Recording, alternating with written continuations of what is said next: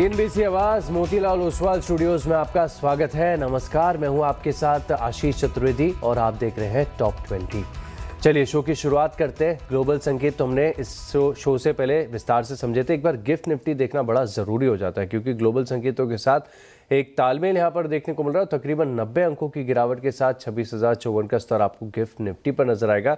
लेकिन एक बार ताज़ा हाल देख लेते हैं डाउ फ्यूचर्स और नास्डैक फ्यूचर्स का कि यहाँ पर किस प्रकार के संकेत देखने को मिल रहे हैं। दरअसल शुक्रवार को AI लेड स्टॉक्स में काफ़ी गिरावट यहाँ पर आपको देखने को मिली थी और इसी के बाद अगर आप देखें तो नास्डैक यहाँ पर कंपैरेटिवली गिरावट का आंकड़ा आपको ज़्यादा देखने को मिला था।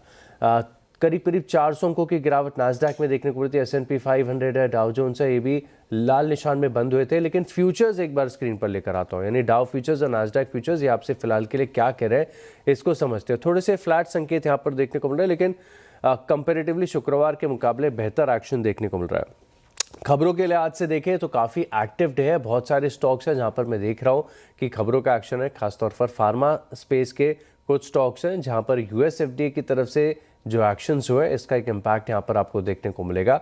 और साथ में अगर आप देखें तो सीमेंस इंडिया, ये स्टॉक आज दूसरे दिन भी रडार पर रहेगा। कारण ये है कि एनालिस्ट मीट के टेक अवेज आए थे। इसके बाद इस स्टॉक में एक बड़ी गिरावट आपको देखने को मिली और फिर दिन के दौरान ऑफलोज रिकवरी भी काफ़ी बढ़िया थी। लेकिन फिर भी देखें तो ऑलमोस्ट 1.5 से 2% की गिरावट के साथ ये स्टॉक बंद हुआ था।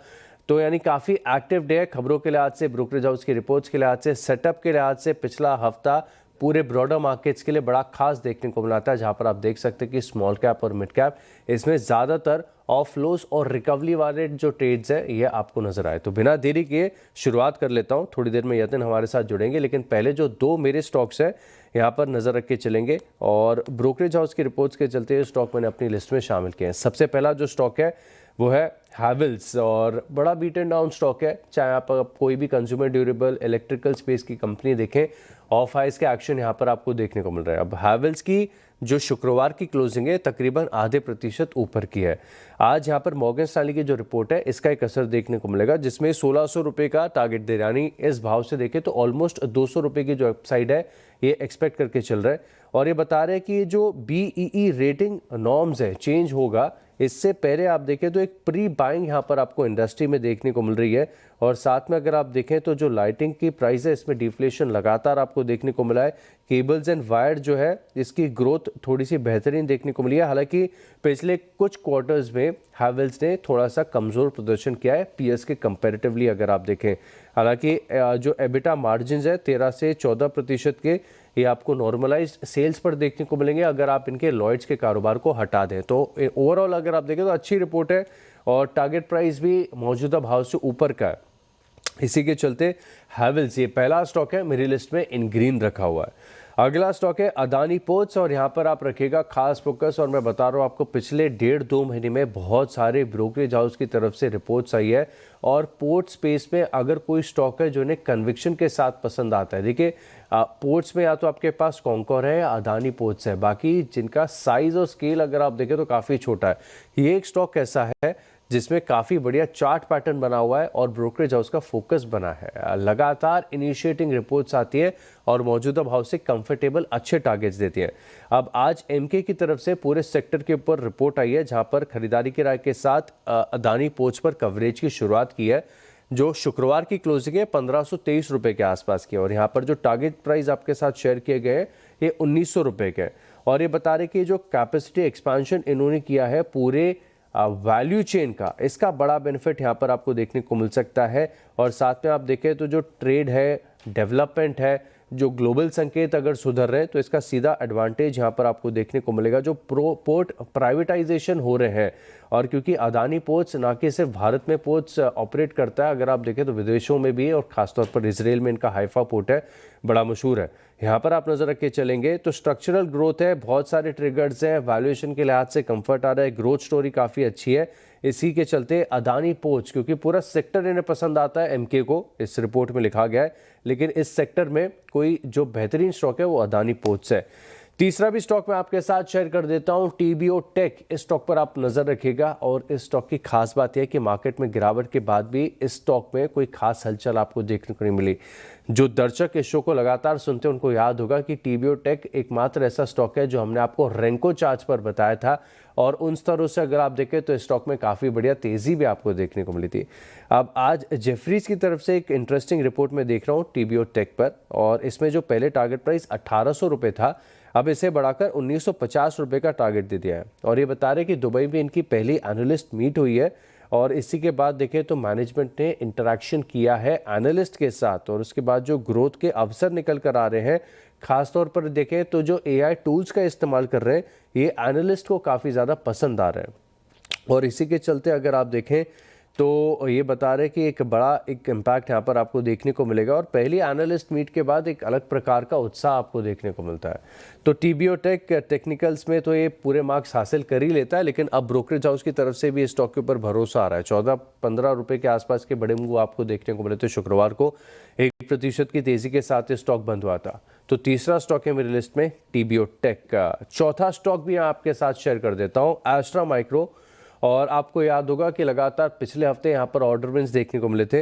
अब आज भी खबर यहाँ पर निकल कर आ रही है एस्ट्रा माइक्रो पर कि इनको एक मॉड्यूल्स, केबल असेंबलीज और एंटीना सप्लाई करने के लिए ऑर्डर मिला है। हालांकि ऑर्डर की value comparative to previous orders अगर आप देखें तो कुछ खास यहाँ पर देखने को नहीं मिल रही है, लेकिन आपको ये चीज़ भी ध्यान रखनी होगी कि जो डिफेंस के कुछ प्राइमरी नाम्स हैं बहुत ज़्यादा बीटन डाउन है। तो यहाँ पर आप रखिएगा खास फोकस, और 124 करोड़ के आसपास के जो टारगेट्स हैं, 124 करोड़ के जो ऑर्डर के टारगेट्स हैं, इसके चलते एस्ट्रा माइक्रो यहाँ पर आप रखेंगे फोकस। ये हो गया मेरी तरफ से चौथा स्टॉक का। पांचवा स्टॉक का WPIL। आज तो लगता है मैराथन है स्टॉक्स की। WPIL यहाँ पर भी आप नजर रखिए, इनको मिला है ऑर्डर और बड़ा ऑर्डर मिला है। इनके मार्केट कैप के साइज के हिसाब से देखें तो बढ़िया ऑर्डर मिला है, 1340 करोड़ के आसपास का ऑर्डर है। और इनमें जो ऑर्डर विन हुआ है इसमें इनकी जो सब्सिडरी का शेयर है तकरीबन 630 करोड़ है, वो भी इनके मार्केट साइज के हिसाब से काफ़ी बेहतरीन है। और वेस्ट वाटर ट्रीटमेंट का केप टाउन में ये ऑर्डर मिला है इन्हें एग्जीक्यूट करने के लिए। 54 मंथ्स के आसपास में ये ऑर्डर एग्जीक्यूट हो जाएगा। कंपनी के साइज के हिसाब से सिग्निफिकेंट है, बड़ा विन है, स्टॉक भी ठीक ठाक है। इसी के चलते WPIL यहाँ पर आप रखेगा खास फोकस। और इसी के साथ एकदम बॉलीवुड टाइप एंट्री कर दिया यतिन ने। यतिन 6 स्टॉक्स एक साथ पढ़वाए आपने। 6 स्टॉक्स पड़ा है, लेकिन अभी जो ब्रेक है वो बहुत वक्त लगेगा उसको। तो आपने जैसे कहा ना, जैसे ऑर्डर इनफ्लोज पिछले 3-4 दिनों में काफ़ी सारी कंपनीज को आए हैं और उनमें सबसे पहले भारत इलेक्ट्रॉनिक्स। डिफेंस में हमने यूजुअली देखा है कि काफ़ी ज़्यादा मोमेंटम है ऑर्डर्स का, और भारत इलेक्ट्रॉनिक्स कुछ दिनों पहले भारत डायनामिक्स को ऑर्डर मिला था। भारत डायनामिक्स को ऑर्डर मिला है 776 करोड़ का। तो ये काउंटर जो है वो फोकस में रहेगा। और ऐसे भी देखिए बजट कुछ ही हफ्ते दूर है अगर मैं ऐसे कहूँ तो, क्योंकि we are in middle of December, जनवरी का महीना निकालना है, तो करीब 6 वीक बाद आपको बजट भी आता हुआ नज़र पड़ेगा। तो ऐसे भी रेलवे स्टॉक्स, डिफेंस स्टॉक्स, सरकारी कंपनीज, ये सारी चीज़ें फोकस में रहेंगी। तो भारत इलेक्ट्रॉनिक्स ये एक काउंटर है जो मेरी फोकस लिस्ट में है, आज इसको ग्रीन में लेके चल रहे हैं। इसके अलावा गोदावरी पावर एंड इस्पात, यहाँ भी एक इंटरेस्टिंग डेवलपमेंट है, क्योंकि ये कंपनी ओरिजिनली पेलेट्स बनाती है, बहुत सारे आयरन ओर और स्टील प्रोडक्ट्स बनाती है, और अब ये डाइवर्सिफाई कर रहे हैं बैटरी एनर्जी स्टोरेज सिस्टम में, बेस जिसको हम कहते हैं। तो यहाँ एक बड़ा एक्सपेंशन प्लान कंपनी ने अनाउंस किया है, जहाँ वो 10 गीगावाट आवर से अपनी कैपेसिटी 40 गीगावाट आवर लेके जा रहे हैं, और कुल मिला के जो कैपेसिटी एक्सपेंशन का खर्चा है वो है 1625 करोड़ रुपए। तो BESS में कंपनी की एंट्री और 1625 करोड़ रुपए का ये एक बड़ा diversification plan, enhanced investment announce कर रहे हैं। तो देखते हैं स्टॉक कैसे रिएक्ट करता है इस खबर को लेके। लेकिन मुझे लगता है जिस तरीके से थोड़ी बहुत मेटल काउंटर्स में मोमेंटम है, ये काउंटर फोकस में रहेगा। तो ये दूसरा स्टॉक मेरी लिस्ट में जो आपके फोकस रेडार पे रहना चाहिए। इसके अलावा NLC इंडिया ये एक ग्रीन एनर्जी जॉइंट वेंचर करने वाले हैं, और इनकी जो कैपेसिटी है ग्रीन एनर्जी साइड पे 2000 मेगावाट करने वाले हैं। और आशीष, इसमें एक इंटरेस्टिंग पॉइंट ऐसा है कि इसका IPO भी आने वाला है। अच्छा। NTPC ग्रीन की तरह NLC इंडिया की रिन्यूएबल एनर्जी कंपनी का IPO आने वाला है। ऑब्वियसली टाइमलाइंस हमको नहीं पता, लेकिन हाँ 2000 मेगावाट का ये रिन्यूएबल एनर्जी प्रोजेक्ट का जॉइंट वेंचर जहां प्रॉब्ली इनको फ़ायदा होता हुआ नज़र पड़ेगा।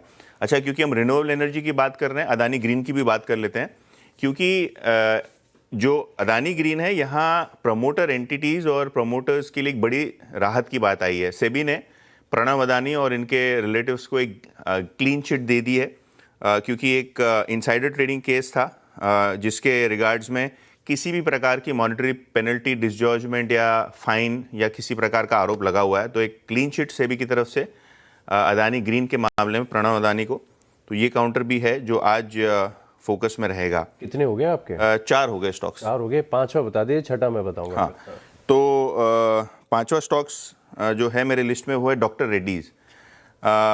यहाँ भी अगर हम देखें तो अच्छी खबर नहीं आ रही है, क्योंकि इनकी जो इकाई है श्रीकाकुलम में, इसको फिर से एक बार फॉर्म 483 मिला है। काफ़ी सेंसिटिव इनका प्लांट रहा है काफ़ी टाइम से, और श्रीकाकुलम को 5 ऑब्जर्वेशंस के साथ यूएसएफडीए ने अपना इंस्पेक्शन कंक्लूड किया है।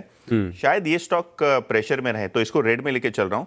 शायद यहाँ अगर हम देखें डॉक्टर रेड्डीज का सेटअप पॉजिटिव साइड पे ही है, फार्मा कंपनी चल रही है, लेकिन शायद ये श्रीकाकुलम का जो 5 ऑब्जर्वेशन का मामला है, इसके चलते शायद आज थोड़ी बहुत सॉफ्टनेस इस काउंटर में दिखाई पड़े आशीष। तो ये 5 स्टॉक्स शुरुआती लिस्ट में। तो एक साथ 5 स्टॉक्स यतिन की लिस्ट में यहाँ पर रखेगा खास फोकस। जेएम फाइनेंशियल ये मेरी लिस्ट में 6वां स्टॉक है, यहाँ पर आप रखेंगे नजर। इस स्टॉक में दरअसल खास कुछ हो रहा है। अगर आप इसका वीकली और मंथली चार्ट देखेंगे तो रह रहकर बड़े मूव्स देखने को मिल रहे हैं। मंथली चार्ट काफ़ी अच्छा है, और जब लॉन्गर टाइम फ्रेम पर चार्ट का सेटअप बढ़िया होता है तो समझ लीजिए कि कुछ ना कुछ बेहतरीन इस स्टॉक में हो रहा है। अब इसका डेली चार्ट्स भी अगर आप देखेंगे तो एक डबल बॉटम फॉर्मेशन यहाँ पर आपको नजर आएगा, और ये जो डबल बॉटम हुआ था 138 रुपये के आसपास हुआ था, वहाँ पर 138 पे इसने डबल बॉटम हिट किया, और उसके बाद लगातार तेजी देखने को मिलती है। और शुक्रवार के सत्र में भी देखें तो 2 से 2.5% के मूव के साथ ये स्टॉक बंद हुआ था। 146 रुपये के आसपास का भाव चल रहा है। लेकिन अब इसमें खास बात अगर आप देखें तो ये है कि 154 ये इसका एक रेजिस्टेंस बना हुआ है, जो कि एक डबल बॉटम की ऑलमोस्ट आप एक नेकलाइन की तरफ से भी समझ सकते हैं। तो 140 पर चल रहा है, 138 आपके पास सपोर्ट है, 154 आपके पास रेजिस्टेंस है, लेकिन 154 के ऊपर ही इसका जो डबल बॉटम पैटर्न है ये कंफर्मेशन और ब्रेकआउट के साथ कंप्लीट होगा। सेटअप मुझे बहुत इंटरेस्टिंग लग रहा है, चाहे आप किसी भी टाइम फ्रेम पर देखें। मैंने डेली भी देखा है, वीकली और मंथली, तीनों टाइम फ्रेम पर काफ़ी कंफर्ट दे रहा है ये स्टॉक। इसी के चलते जेएम फाइनेंशियल ये मेरी लिस्ट में 6वां स्टॉक है, जिसे रखा है इन ग्रीन। एब्सोल्युटली, जेएम फाइनेंशियल ये स्टॉक फोकस में। और आज के इकोनॉमिक टाइम्स में कंपनी के प्रमोटर्स विशाल कंपनी का इंटरव्यू भी है, तो वहाँ वो कह रहे हैं कि प्राइवेट मार्केट्स में जिस तरीके से प्री आईपीओ डील्स हो रही हैं, शायद यहाँ एक बड़ा स्कोप बन सकता है। और ऑब्वियसली अगर आप जेएम फाइनेंशियल की बात करें तो बड़ा इनकम इनका आईपीओज के ज़रिए आता है, क्योंकि इन्वेस्टमेंट बैंकर हैं और प्राइवेट मार्केट्स में भी बहुत सारी ये प्री आईपीओ डील्स करते हैं, तो इससे शायद इनको एक रेवेन्यू अपलिफ्ट मिले। तो देखते हैं किस तरीके से ये टेक्निकल सेटअप शेपअप होता है। लेकिन 6वां स्टॉक जो मेरी लिस्ट में है वो भी एक काफ़ी इंटरेस्टिंग स्टॉक है, वो केईसी इंटरनेशनल। रिसेंटली हमने देखा था कि कंपनी को बाहर कर दिया था पावर ग्रिड ने, उसके बाद एक स्टॉक में नेगेटिव रिएक्शन आया, लेकिन उसके बाद कंपनी की जो ऑर्डर इनफ्लो है उसमें कोई कमी नहीं आई है। इनफैक्ट इनको एक बहुत बड़ा ट्रांसमिशन और डिस्ट्रीब्यूशन ऑर्डर मिला है 1150 करोड़ रुपए का। तो जैसे कि मैंने शो की शुरुआत में कहा कि जो ऑर्डर इनफ्लो है सेकेंड हाफ में यूजुअली पिकअप होता है और मार्च क्वार्टर तक काफ़ी अच्छा चलता है। तो जो ईपीसी कंपनीज़ हैं, जो एक बड़ी इंफ्रास्ट्रक्चर कंपनीज़ हैं, इनके ऑर्डर इनफ्लोज फिर से शुरू होते हुए नज़र पड़ रहे हैं। मॉनसून के बाद टिपिकली पिकअप भी होते हैं ऑर्डर इनफ्लोज और एग्जीक्यूशन। तो केईसी इंटरनेशनल ये एक स्टॉक फोकस में, जैसे कि मैंने पहले कहा, ट्रांसमिशन डिस्ट्रीब्यूशन ऑर्डर है 1150 करोड़ रुपए का। तो ये एक स्टॉक है जो मेरी टीम में फिर से एक बार ग्रीन में है। एक छोटा सा ब्रेक लेंगे आशीष, और ब्रेक के बाद बचे 4 स्टॉक्स पे होगा डिस्कशन।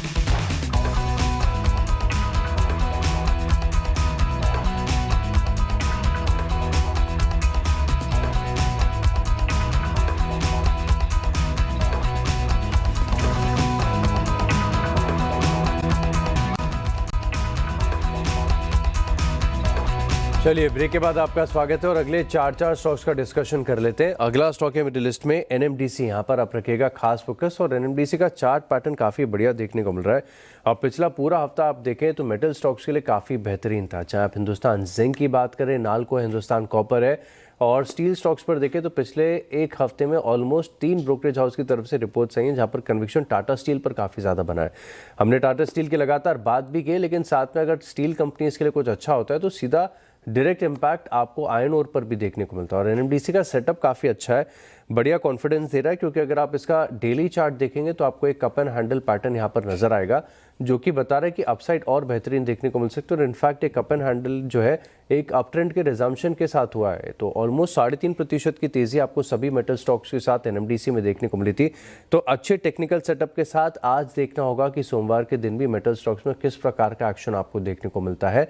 सेक्टर में तेजी आती है तो एनएमडीसी ये एक अच्छा बेहतरीन चार्ट है और यहाँ पर फोकस करेंगे कि किस प्रकार के एक्शन आपको देखने को मिले। चार्ट के लिए आज से एक और स्टॉक है, बड़ा बीटन डाउन है, एबीबी इंडिया, और हाई से देखें तो सिग्निफिकेंट गिरावट यहाँ पर आपको देखने को मिली।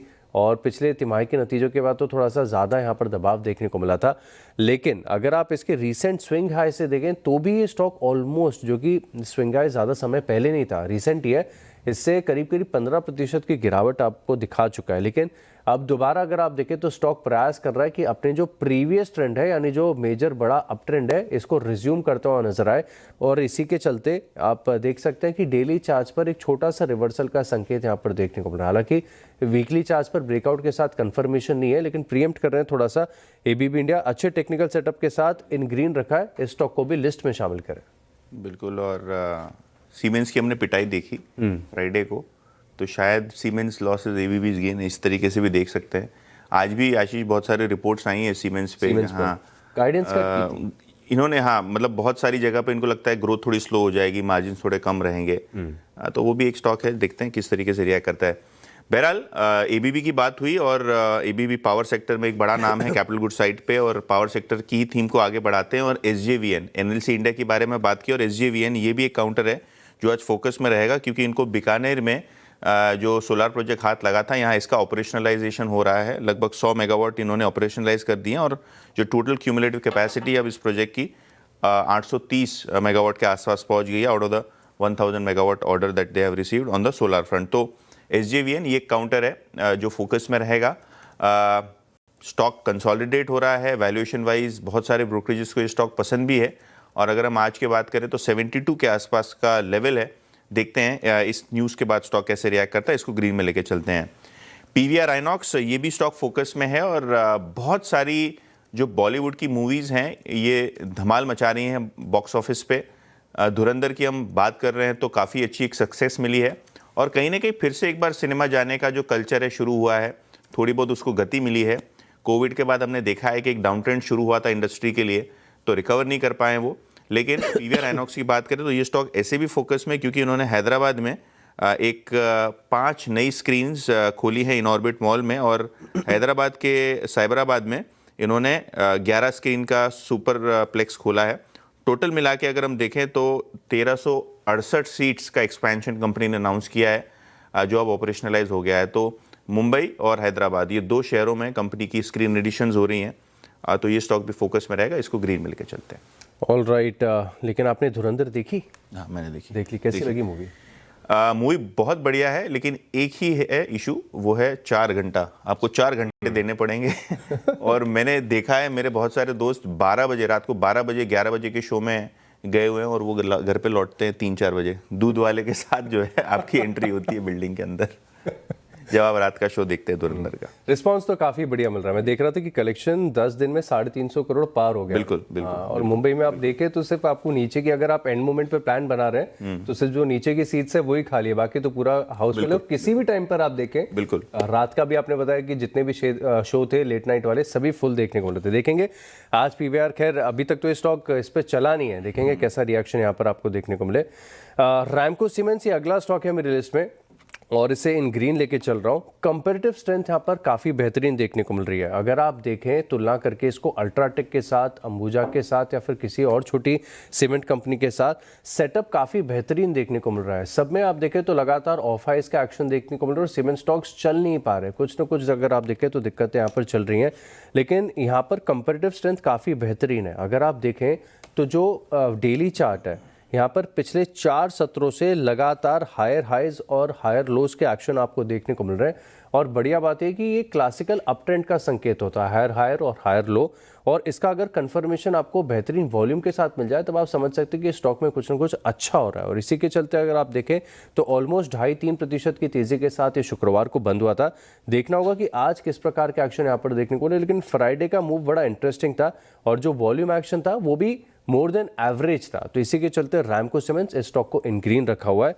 आखिरी स्टॉक है मेरी लिस्ट में आईएफएल फाइनेंस और मुथूट है, मनप्पुरम है। ये सभी गोल्ड फाइनेंसिंग कंपनीज में हम देख रहे हैं कि काफ़ी बड़े मूव्स देखने को मिल रहे हैं। अब आईएफएल फाइनेंस का वीकली चार्ट काफ़ी इंटरेस्टिंग लग रहा है। बैंक्स और फाइनेंशियल्स लगातार फोकस में बने हुए हैं, तो देखना होगा कि आज यहाँ पर कैसा रिएक्शन आए। तो आईएफएल फाइनेंस इस स्टॉक को भी रखा है इन ग्रीन। बिल्कुल, आईएफएल फाइनेंस फ्राइडे को काफ़ी अच्छी तेजी थी काउंटर में, लगभग 2-2.25% की। लेकिन 2 स्टॉक्स जो आज ब्रोकरेज के रडार पे हैं और मेरे आखिरी 2 9वें और 10वें नंबर के स्टॉक्स ब्रोकरेज बेस्ड हैं। 2 नई रिपोर्ट्स आई हैं। सबसे पहले मॉर्गन स्टैनली की बात करते हैं, जिन्होंने एक नई रिपोर्ट निकाली है लेंसकार्ट के ऊपर। इनिशिएटिंग कवरेज किया है 445 के टारगेट के साथ। तो करंट मार्केट प्राइस अगर आप देखें तो 8-10% की तेज़ी इनको दिखाई पड़ती है। जिस तरीके से लेंसकार्ट को आईपीओ में रिस्पांस मिला, उसके बाद लिस्टिंग के बाद स्टेबल है काउंटर, कहीं ना कहीं मॉर्गन स्टैनली को लगता है कि जो मैक्रो हेडविंड्स हैं, जो जनरल स्लोडाउन है, इसका कोई फ़र्क नहीं पड़ेगा कंपनी पे। इनफैक्ट कंपनी की वैल्यूएशन पे एक कंसर्न है, क्योंकि मॉर्गन स्टैनली को लगता है कि करंट मार्केट प्राइस पे शायद स्टॉक फेयरली वैल्यूड है, लेकिन अभी भी इनको लगता है कि यहाँ से 8-10% की तेज़ी है। पिछले दिनों भी देखा, बहुत सारी रिपोर्ट्स आई थी लेंसकार्ट पे। तो ये एक स्टॉक है जो रेडार पे रखेंगे, ग्रीन में रखेंगे। और आखिरी स्टॉक है हिंदुस्तान जिंक। देखिए काफ़ी अच्छा रनअप हो गया। इनफैक्ट यूएस के रेट कट के बाद एक्सपेक्टेशन था कि शायद चांदी के दाम गिरे, वैसा कुछ नहीं हुआ। इनफैक्ट चांदी के दाम रिकॉर्ड लेवल्स पे हैं और इसीलिए शायद जेफरीज को और पसंद आ रहा है हिंदुस्तान जिंक। इन्होंने इनिशिएटिंग कवरेज किया है 660 के टारगेट के साथ। करंट मार्केट प्राइस से लगभग 20% की तेज़ी अभी भी लगती है जेफरीज को हिंदुस्तान जिंक में, और उनको लगता है कि वैल्यूएशन वाइज और अर्निंग्स ग्रोथ वाइज काफ़ी शानदार तरीके से प्लेस्ड है कंपनी। तो ये भी स्टॉक रेडार पे रहेगा ग्रीन पे। और एक छोटा सा ब्रेक लेंगे और ब्रेक के बाद टीम का रैप अप।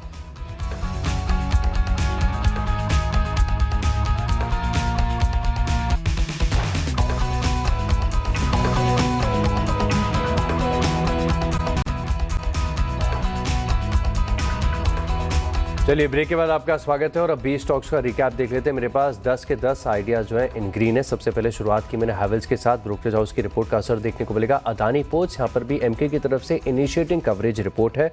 टीबीओ टेक पर फोकस रखें। एस्ट्रा माइक्रो को मिला है ऑर्डर और WPIL इसको भी देखें तो साइज के हिसाब से काफ़ी बड़ा ऑर्डर है।